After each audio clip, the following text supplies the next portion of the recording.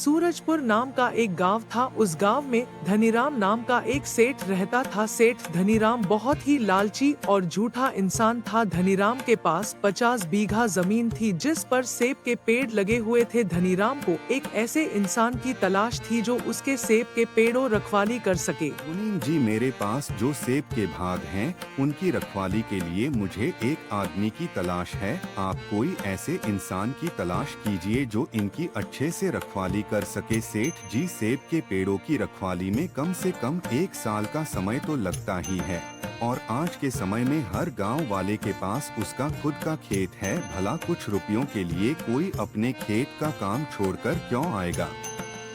मुनीम जी, मैं रखवाली के बदले रुपए नहीं, अपनी 5 बीघा जमीन दूंगा। कोई ना कोई तो जरूर होगा जिसके पास उसकी खुद की जमीन नहीं होगी। हाँ सेठ जी, मुझे याद आया, कुछ समय पहले ही इस गांव में हरिया नाम का इंसान अपनी पत्नी और अपने बेटे के साथ आकर बसा है। उसके पास उसका खुद का खेत नहीं है, वह आपके बाग की रखवाली कर सकता है। ठीक है, मैं हरिया से बात करूंगा। आप हरिया के पास जाकर कहिए कि मैंने उसे बुलाया है। उसके बाद मुनीम जी हरिया के पास जाते हैं और उससे कहते हैं कि सेठ धनीराम ने उसे बुलाया है। कहिए सेठ जी, आपने मुझे क्यों याद किया? हरिया, मेरे पास 50 बीघा जमीन है जिस पर सेब के पेड़ लगे हुए हैं। मुझे एक ऐसे इंसान की तलाश है जो इनकी रखवाली कर सके। तुम्हारे पास खुद का खेत भी नहीं है। अगर तुम रखवाली करना चाहो तो उसके बदले में तुम्हें 5 बीघा जमीन दूंगा। उसके बाद तुम उस पर खेती कर सकोगे। ठीक है सेठ जी, आपके सेब के पेड़ों की रखवाली करने के लिए मैं तैयार हूँ, लेकिन आपको मुझे 5 बीघा जमीन देने का वादा तो याद रहेगा ना? तुम चिंता मत करो, तुम इस गांव में किसी से भी पूछ लो, मैं एक बार जुबान दे देता हूँ, उसके बाद कभी पीछे नहीं हटता। अगर तुम पेड़ों की अच्छे से रखवाली करोगे तो मैं। हरिया सेठ धनीराम के सेब के पेड़ों की रखवाली करने के लिए तैयार हो जाता है। वह घर आकर अपनी पत्नी को इस बारे में बताता है। यह तो बहुत खुशी की बात है, भगवान ने हमारी प्रार्थना सुन ली, अब हमारे पास भी खुद का खेत होगा। हरिया का बेटा, जिसकी उम्र 20 साल थी, पढ़ा लिखा और बुद्धिमान था, वह बोलता है, पिताजी, सेठ जी ने आपको सेब के पेड़ों की रखवाली करने के लिए कहा है और बदले में 5 बीघा जमीन देने का वादा किया है, लेकिन काम पूरा होने के बाद अगर वह अपने वादे से मुकर गए तब आप क्या करोगे? बेटा, सेठ जी बहुत ही इज्जतदार इंसान है, उनके बारे में ऐसा सोचना ठीक नहीं। मुझे भरोसा है उन पर, वह अपना वादा कभी नहीं तोड़ेंगे। पिताजी, आप तो दूसरों पर बहुत जल्दी भरोसा कर लेते हो। हम लोग इस गांव में नए आए हैं, हमें क्या पता कि कौन कैसा है। अजनबी लोगों पर आसानी से भरोसा नहीं करना चाहिए, कहीं ऐसा ना हो कि बाद में हमें पछताना पड़े। नहीं बेटा, मुझे तो सेठ जी जैसे अपने ही लगे। अगर हम उनसे उनके हस्ताक्षर मांगे तो कहीं गुस्सा होकर वह यह काम किसी दूसरे को ना दे। अगर दुनिया में जीना है तो भरोसा तो करना ही पड़ता है।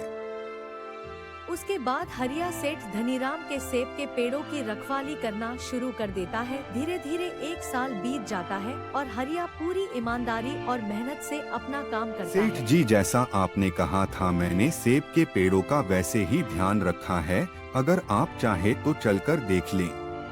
सेठ धनीराम हरिया के साथ सेब के पेड़ देखने पहुंचता है। हरिया ने बहुत अच्छे से पेड़ों का ध्यान रखा था, लेकिन धनीराम हरिया को जमीन देना नहीं चाहता था। वह हरिया से बोलता है, हरिया, मुझे तुम्हारा काम पसंद नहीं आया। कुछ पेड़ों के सेब सूखे लग रहे हैं, लगता है तुमने पेड़ों को अच्छे से ध्यान नहीं रखा है।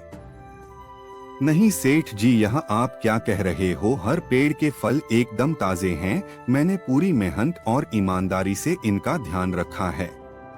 सेठ धनीराम बहुत गुस्से से हरिया से बात करने लगता है। जब हरिया कुछ देर शांत रहता है तो सेठ बोलता है, देखो हरिया, मुझे बिल्कुल भी तुम्हारा काम पसंद नहीं आया, लेकिन कोई मुझे झूठा कहे यह मैं बर्दाश्त नहीं कर सकता। अपने वादे के अनुसार मैं तुम्हें 5 बीघा जमीन जरूर दूंगा। उसके बाद वह हरिया के साथ एक खेत जाता है। वह जमीन बंजर लग रही थी, ऐसा लगता था जैसे उस जमीन पर सालों से हल नहीं चला था। सेठ धनीराम हरिया की तरफ देखकर कहता है, लो हरिया, अपने वादे के अनुसार मैं यह 5 बीघा जमीन तुम्हें देता हूँ।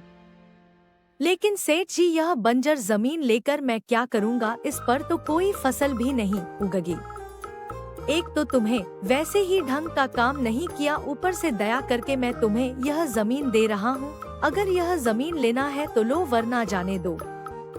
हरिया उदास मन से घर आता है। जब उसके बेटे को पता चला तो वह बहुत गुस्सा होता है। पिताजी देखिए, वही हुआ जो मैंने कहा था। आपने इतनी मेहनत की, उसके बदले उस लालची सेठ ने आपको अपनी बेकार बंजर जमीन दे दी। हरिया अपने बेटे से कुछ नहीं बोलता, वह चुपचाप खड़ा रहता है। पिताजी, आप चिंता मत कीजिए, उस दुष्ट सेठ को मैं कोई ना कोई सबक तो जरूर सिखाऊंगा। कुछ दिनों के बाद एक करोड़पति सेठ धनीराम के यहाँ आता है। सेठ जी, मैं यहाँ एक फैक्ट्री खोलना चाहता हूँ, जिसके लिए मुझे जमीन की जरूरत है। मैंने मालूम किया है कि आपके पास कोई बंजर जमीन है। वो जमीन फैक्ट्री के लिए आप मुझे बेच दीजिए। उसके लिए मैं आपको 5 करोड़ रुपए दूंगा। ठीक है, आप कल रुपए लेकर आइएगा, मैं जमीन के कागज तैयार रखूंगा। हे भगवान, यह मैंने क्या कर दिया? उस जमीन को बेकार समझकर मैंने उसे हरिया को दे दिया। अब यह इंसान हरिया तक पहुँचे उससे पहले मुझे वह जमीन हरिया से वापस लेनी होगी। मुझे माफ कर दो, मैंने वह बेकार जमीन तुम्हें दे दी। मैं अपनी गलती पर शर्मिंदा हूँ। तुम मुझे वह जमीन वापस कर दो, उसके बदले में तुम्हें अच्छी जमीन दूंगा। सेठ जी, हम लोग एक बार भरोसा करके देख चुके हैं, अब हम दोबारा भरोसा नहीं कर सकते। अगर आपको यह सौदा करना है तो कागज पर आपको हस्ताक्षर करने होंगे। सेठ धनीराम कागज पर हस्ताक्षर कर देता है और हरिया को अच्छी जमीन देकर वह बंजर जमीन वापस ले लेता है। उसके बाद सेठ धनीराम उस करोड़पति इंसान का इंतजार करने लगता है। धीरे धीरे कई दिन बीत जाते हैं, लेकिन वह नहीं आता है। भगवान, इतने दिनों के बाद भी वह इंसान नहीं आया, कहीं उसने मुझे धोखा तो नहीं दिया। धन्यवाद मित्र, अगर तुम न होते तो हमें हमारी जमीन कभी नहीं मिलती। इसमें धन्यवाद कैसा, एक मित्र ही दूसरे मित्र के काम आता है। उस दुष्ट सेठ को उसके कर्मों की सजा मिल गई। जो बुरे काम करता है उसे उसका फल जरूर मिलता है।